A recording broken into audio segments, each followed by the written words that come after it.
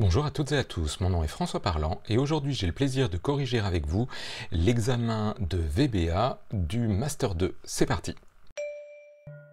Pour commencer, enregistrez votre fichier au bon format, c'est-à-dire classeur Excel prenant en charge les macros.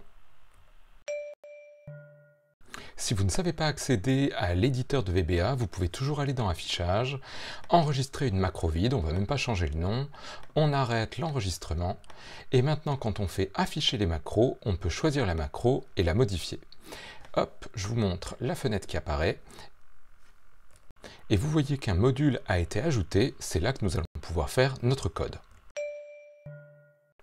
La première question consiste à créer une macro qui, lorsque l'utilisatrice ou l'utilisateur fait une sélection, va remplir toutes les cellules vers le bas à partir de la cellule qui est écrite au-dessus.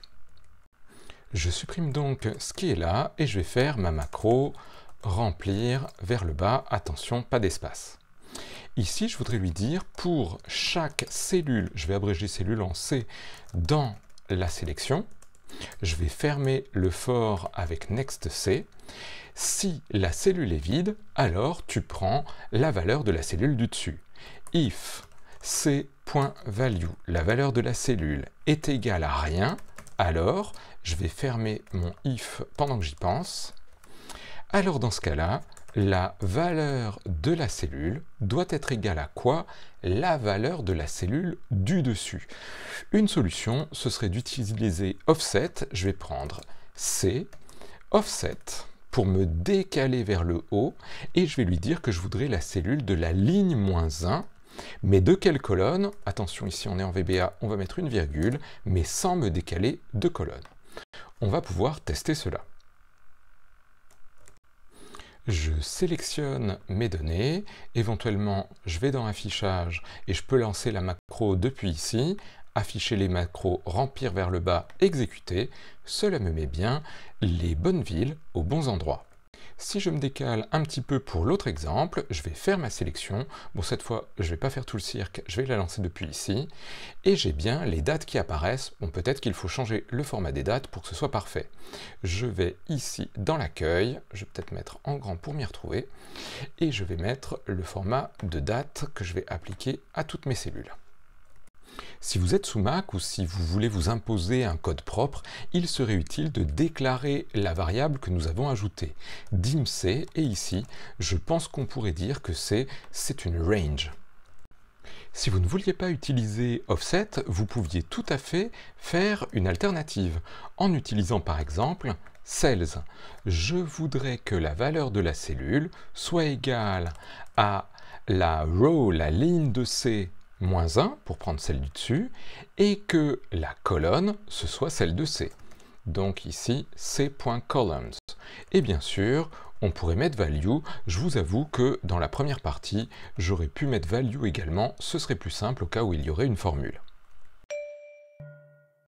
La question suivante vous propose de créer une fonction personnalisée qui s'appellera ma fonction, qui aura besoin d'un chiffre et qui fera un petit calcul sur ce chiffre. C'est parti! Cette fois, je ne fais pas une sub, je fais une function qui s'appelle ma fonction. Je vais mettre entre parenthèses le petit chiffre qu'il faudrait, je vais l'appeler A. Si vous avez envie de le déclarer, vous pourriez le déclarer comme chiffre décimal si vous avez envie, langue par exemple. Et maintenant, nous allons mettre notre formule. Si le nombre est inférieur à 35, si A est inférieur à 35, alors then, commençons à faire la fin de notre if, ce sera plus simple pour tout à l'heure. Qu'est-ce que je fais s'il est inférieur à 35? Eh bien dans ce cas-là, ma formule, donc ma fonction, aura pour résultat, et ici je vais pouvoir mettre mes éléments A plus 7, je ferme la parenthèse, multiplié par 2. Je vais à la ligne, visiblement Excel met les espaces, c'est que tout a l'air OK. Dans les autres cas, qu'est-ce que je vais faire? Eh bien dans ce cas-là, ma fonction aura pour résultat, et je crois que c'était A moins 5, le tout multiplié par 1.5. À nouveau, je me clique en dehors pour voir si Excel applique les espaces. Testons notre formule. Je me mets dans une cellule, je fais égal et je tape ma fonction, elle est bien là. Admettons que je mette 20 à l'intérieur, j'obtiens bien 54 comme c'était proposé, et si je fais ma fonction avec 50, j'obtiens bien le résultat proposé également. Pour l'exercice suivant, on nous demande de marquer une valeur ici, par exemple Netflix, et on veut qu'en appuyant sur le bouton, cela rajoute une ligne à toutes les feuilles dont le nom commence par critère. Et on nous indique qu'il pourrait y avoir de nombreuses autres feuilles et il faudrait que ça s'applique à toutes. Je vous propose de nous simplifier la vie en donnant un nom à cette cellule. Je vais aller ici et je vais l'appeler New Val. J'appuie sur Entrée pour valider. N'hésitez pas à mettre un petit commentaire dans votre code pour justement indiquer qu'on a donné un nom à cette cellule. Maintenant, je vais créer une petite variable NV pour nouvelle valeur qui va être égale au contenu de cette cellule. Je vais donc récupérer la valeur de newVal et c'est la value. Bien, maintenant on sait ce qu'il va falloir ajouter à chacun de nos tableaux. Bien sûr, nous pouvons déclarer cette variable, ce qui serait plus propre, NV, et qu'est-ce qu'elle contient? Elle contient du texte, et les textes, c'est des strings. Maintenant, continuons. On souhaite maintenant énumérer toutes les feuilles. Donc, on va faire for each, worksheet, je l'abrège en WS, in active workbook.worksheets, c'est la liste de toutes les feuilles, et bien sûr, mon for va se terminer par nextWS. Maintenant, vérifions si le nom de la feuille commence par critère. If, si la partie en partant de la gauche du nom de la feuille c'est WS, .name pour avoir son nom, et je prends combien de caractères pour savoir s'il y a critère? Eh bien 1, 2, 3, 4, 5, 6, 7, je vais prendre les 7 premiers caractères en partant de la gauche, et je veux savoir si c'est égal à critère. Si c'est le cas, eh bien voyons ce qui va se passer. Pensons à faire la fin de notre si. Je vais donc prendre cette feuille, je vais prendre son premier tableau, les tableaux c'est list objects, et je vais juste mettre un petit 1 pour prendre le premier. On nous a dit de toute façon qu'il n'y en avait qu'un, donc c'est parfait. Et je vais lui dire que dans la liste des lignes, vous savez que rows c'est dans les feuilles, list rows c'est dans les tableaux, il faudrait qu'on en ajoute une. Maintenant on a la possibilité de dire à quelle position on veut en ajouter une. Je vous propose de l'ajouter sur la ligne numéro 1, parce qu'il y en a toujours une ligne numéro 1, donc on n'a pas besoin d'aller chercher la dernière, etc. Et on voudrait dire que sur la première ligne de ce tableau, dans la première cellule, il faudrait que la valeur, ce soit eh bien, notre petit NV, c'est-à-dire la valeur qu'on a rajoutée. Écoutez, on ne va pas s'embêter à tout refaire, je vais prendre le WS listObject, .dataBodyRange, c'est comme ça qu'on a les cellules des données. Je vais prendre la première, et je voudrais que sa valeur, value, soit égale à NV. Notre code est propre, maintenant faisons le test. J'affecte la macro nouvelle valeur à mon bouton, ajouter valeur, ok. Vérifions comment sont les critères, on a Danone, Carrefour et Danone à nouveau en premier. Mais écoutez, on va voir ce que ça va donner. Je tape Netflix, j'appuie sur ajouter, pas de message d'erreur. Ici j'ai Netflix en premier, Netflix et Netflix à nouveau, tout marche. La dernière question monte encore le niveau d'un cran. On a un bouton et on voudrait que ça nous crée un petit tableau qui aille chercher eh bien justement la note de chacune des valeurs dans les critères, c'est-à-dire la dernière colonne de chacun des critères. Mais attention, vous avez vu que les données n'étaient pas toujours dans le même ordre, donc il faudrait trouver une solution pour ça. Personnellement, j'ai envie de démarrer plutôt avec un tableau, mais vous n'étiez pas obligé. Je vais donc ici créer un tableau avec marqué valeur, et je vais juste créer un tableau avec juste ça. Hop, je vais dire qu'il y a des titres. Et bien voilà, ce tableau, il est là, et je vais l'appeler récap, avec une petite majuscule et un accent. Eh bien, nous pouvons démarrer notre code et essayer de commencer à rajouter les choses dans ce récap. Ici, je crois que nous avons le droit d'être super feignants, c'est-à-dire super efficaces. Au lieu de travailler à faire des formules compliquées, je vais tout simplement aller dans Affichage, je vais aller dans Macro, enregistrer une macro, je vais l'appeler coller valeur ou copier valeur, je ne sais pas.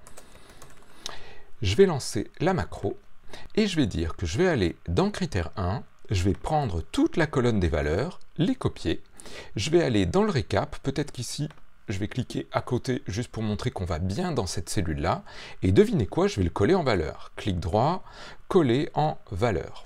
Eh bien écoutez, hop, on pourrait même cliquer au début pour arrêter. J'arrête l'enregistrement de ma macro, et je crois que nous avons un début de code très facile à réutiliser.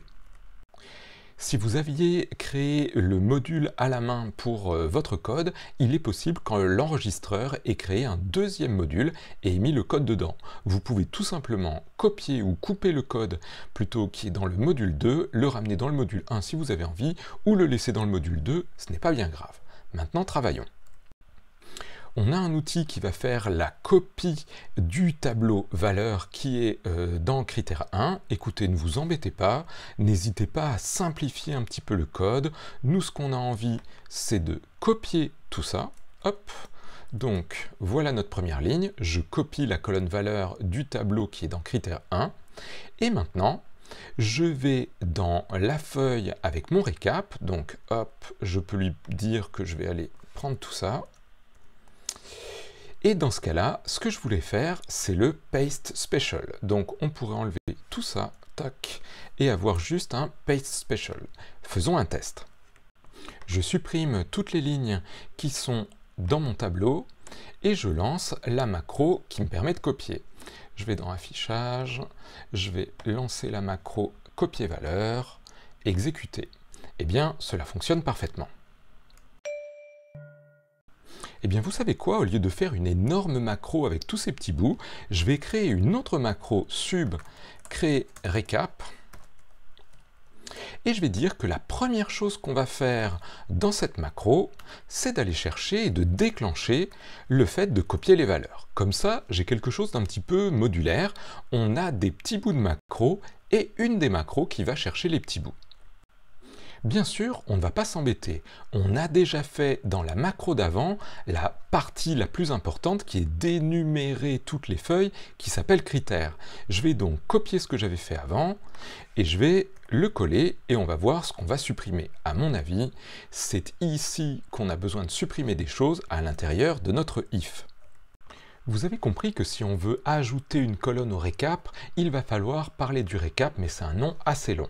Ce que je vous propose, c'est de donner un petit nom à notre récap, on va l'appeler récap. Je vais mettre un petit set devant pour associer à récap un objet, et ici, je vais lui dire que ça va être dans le classeur actif, Active Workbook. Je vais prendre parmi toutes les feuilles, celle qui a le nom du récap, je crois qu'elle s'appelle tout simplement récap, j'espère que je ne fais pas d'erreur. Et maintenant, je vais lui dire parmi tous les list objects de cette feuille, je voudrais prendre celui qui s'appelle récap. Et bien voilà, je clique en dehors pour voir si ça marche, visiblement pas d'erreur. Nous allons pouvoir dire maintenant, je veux que dans mon récap, les list columns, la liste des colonnes, eh bien, on en ajoute une avec add et j'ai la possibilité de dire dans quelle position, mais par défaut ce sera à la fin, donc je m'arrête là. Maintenant, cette nouvelle colonne, je vous avoue, ce serait beaucoup plus facile de lui donner un petit nom. Je vais donc faire à nouveau un set et je vais l'appeler destination de colonne, destcol, et je vais dire que ça, c'est quoi? Eh bien, c'est dans notre récap. C'est parmi les list columns, la dernière, alors c'est pour ça que je le raccourcis, vous allez comprendre, hein. La dernière c'est quoi? Eh bien c'est le compte des list columns du récap. Allez, c'est reparti. Récap.listcolumns.count. Vous comprenez que raccourcir tout ça en destcol, ce sera quand même plus pratique pour nous. Ce qu'on voudrait maintenant, c'est que ces nouvelles colonnes qu'on ajoute, eh bien leur titre, ce soit note et le nom de la feuille. On est donc parti, destcol.name est égal à quoi? Eh bien, note, ça c'est entre guillemets, un petit et pour concaténer, c'est-à-dire mettre bout à bout, et je voudrais le nom de la feuille. La feuille c'est WS, vous vous souvenez, c'est ça notre boucle principale, et son nom c'est name. Eh bien, c'est pas la peine d'aller plus loin si on a fait des coquilles. Je vous propose de le tester, je clique dans ma macro, je la lance, et j'obtiens bien critère 1, notre critère 2, notre critère 3, qui sont nos nouvelles colonnes. Maintenant, il faudrait qu'on trouve une solution pour rajouter des formules à l'intérieur de tout ça. Quelle formule ici pourrait prendre les valeurs successivement de la colonne valeur et aller chercher leurs notes dans ce tableau-là? Vous me voyez venir, ça sent la recherche V. Mais ce que je vous propose, c'est d'enregistrer en macro en même temps qu'on tape, de manière à voir comment Excel dirait « il faut qu'ici, il y ait une recherche V ». Je me mets donc dans la cellule, je vais dans Affichage, Macro, enregistrer une macro, je vais l'appeler ma recherche, et c'est parti. Égale recherche V.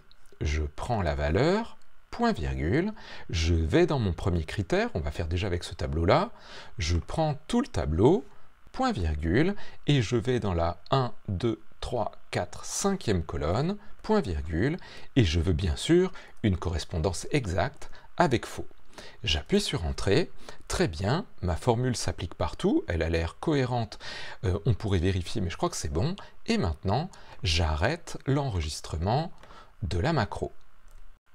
Voilà ce qui a été enregistré par le VBA. Il me dit que dans la cellule active, il faut qu'il y ait la formule, et cette formule c'est VLOOKUP, la valeur, ça c'est bon, le nom du tableau, c'est bien, le numéro de la colonne, et false. Eh bien écoutez, je vous propose qu'on se serve tout simplement de ça. Nous allons dire que dans notre tableau, il faut qu'il y ait dans la nouvelle colonne qu'on a mis, cette formule-là. Je vais donc copier tout ce qui est là entre guillemets, je vais me mettre dans mon code et je vais lui dire qu'il me faudrait une petite variable qui va être égale à formule et qui va contenir tout ça. Maintenant, comment dire je veux que dans cette colonne-là, il y ait cette formule qui s'applique? On va dire que destcall.dataBodyRange .formula est égal à FL. Faisons un petit test. Je me mets dans ma macro, j'ai fait le ménage, j'ai enlevé toutes les colonnes et toutes les lignes, on va voir si ça passe. Je lance, j'ai bien les données qui apparaissent, les colonnes qui apparaissent, et j'ai ma formule qui est la bonne. Enfin, qui est la bonne sur la première colonne.